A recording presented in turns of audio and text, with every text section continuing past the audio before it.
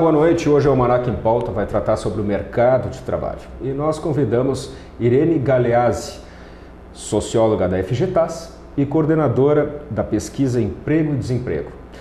Daqui a pouquinho, após os comerciais.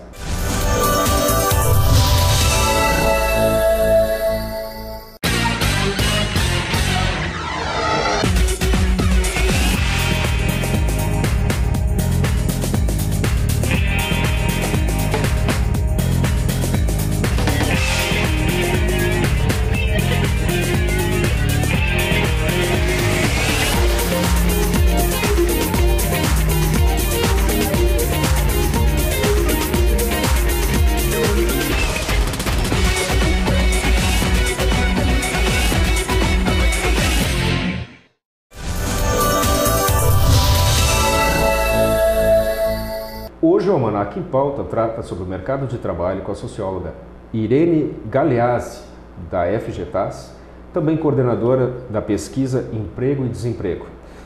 E esse papo do mercado de trabalho tem um cenário sempre renovado pelas crises, pelas situações econômicas, e é sobre isso o nosso bate-papo. E antes de mais nada, uma boa noite, Irene. Boa noite, um prazer estar aqui. Vamos conversar um pouquinho, né, sobre esse tema que é tão crucial ainda, apesar das notícias cada vez mais serem promissoras, né? Nós estamos vivendo um período que nós não vivíamos há quase 20 anos, né, em termos de taxas de desemprego, né? São as menores taxas que nós temos desde o início dos anos 90. Será que a gente está vivendo um período de uma relação mais assim serena entre capital e trabalho? Bom, aí a gente teria que ver muitas outras facetas além só, né, ou além da questão da geração de empregos, né? Nós teríamos que ver os níveis de rendimento, as condições de inserção das pessoas no mercado de trabalho. Nós ainda temos, apesar de ter desses últimos 5 anos se vivenciado geração de empregos formais no país, basicamente o crescimento se deu através de empregos formais. Isso significa direitos trabalhistas, benefícios, tudo que a lei, né, tanto a CLT quanto os dissídios, né, os acordos das categorias têm conquistado, e isso se reflete nesse novo padrão de estrutura de mercado de trabalho, né? De qualquer forma, e também outro fator importante é que nós vemos sim tendo uma recuperação dos rendimentos através da recuperação do salário mínimo, né? Tanto no nível federal quanto nos níveis estaduais, né? Agora nós estamos aí na discussão do novo piso estadual. Isso é uma manifestação também de melhora nessas relações, né? Não só o emprego, mas o emprego de qualidade, né?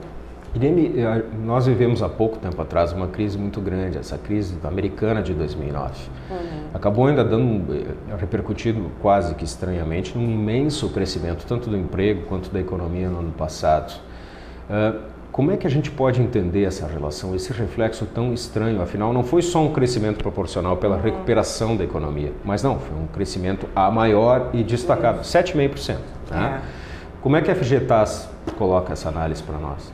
Na verdade, o que nós fazemos esse acompanhamento do mercado de trabalho desde o início dos anos 90, né? Não só a FGTAS, ela é um convênio, né? Essa pesquisa é fruto de uma relação entre o DIESE, a Fundação de Economia e Estatística, e a FGTAS.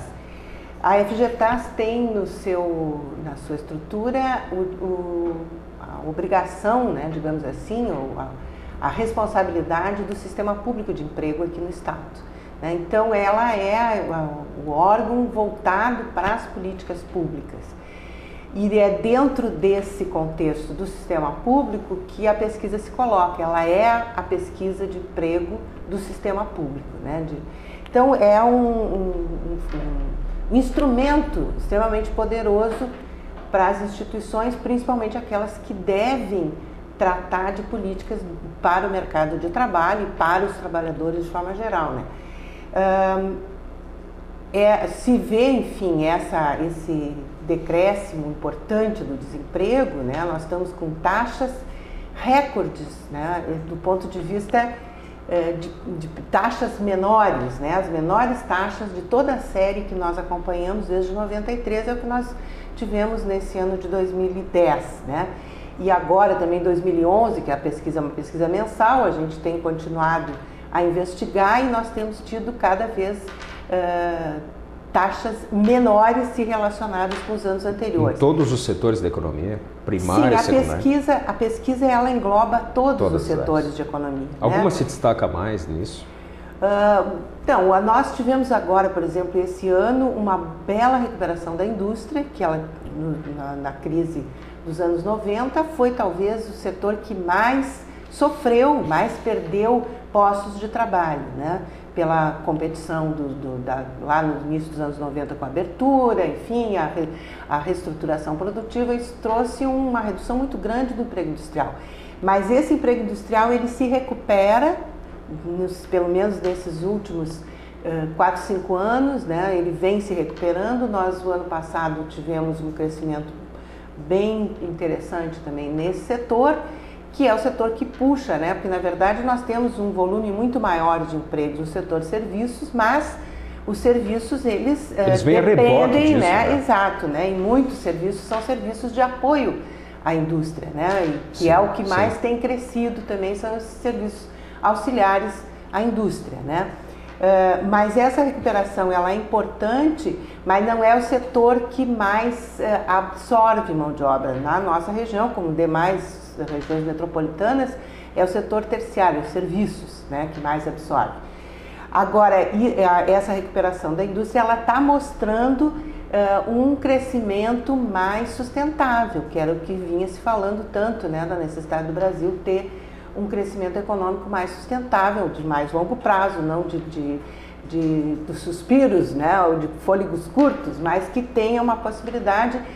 E eu acho que, como tu estavas falando antes, né, em relação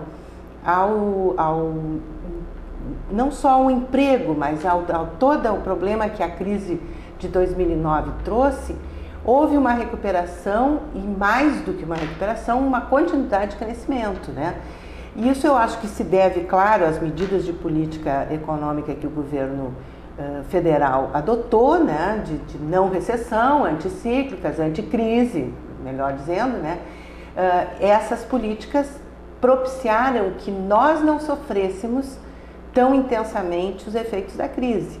Então, mesmo tendo 2009 sido um ano ruim, né, para a economia e ruim também para o mercado de trabalho, ele não chegou a afetar de forma muito profunda o movimento que a gente vinha, pelo menos da metade dos anos 2000 para cá, vivenciando, que era uma continuidade de crescimento e principalmente no reflexo no mercado de trabalho, com a geração de empregos formais, empregos como a OIT está né, com a campanha internacional do emprego decente, o emprego formal, que é aquele que tem todos os direitos garantidos, né, pela legislação.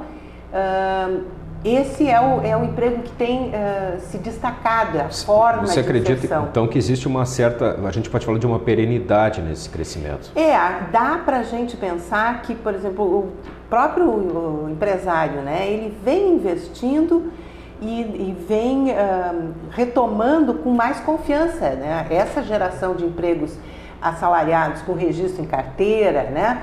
Isso mostra, claro que uma proposta que vem também do Ministério do Trabalho de aumentar a fiscalização, de garantir que o trabalhador tem os seus direitos também mantidos, né, no emprego, mas é também um ato de confiança na economia que o empresário está mostrando. Mas né? Apesar da legislação trabalhista, que na verdade é arcaica, a legislação trabalhista tem mais de 60 anos, isso não está servindo como um freio, como um entrave para esse Não, até porque a gente pode ter críticas à nossa legislação, mas ela tem propiciado algumas garantias importantes para o trabalhador. Né? Mas eu digo isso porque ela é a mais rígida dos emergentes e ainda assim nós estamos destacados. Mas nós temos crescimento em países com legislações tão rígidas quanto, e temos tido crescimento em países com maior flexibilidade. Isso a gente tem acompanhado e isso tem mostrado que não é o fator preponderante digamos, para os nossos problemas de crescimento. Tanto que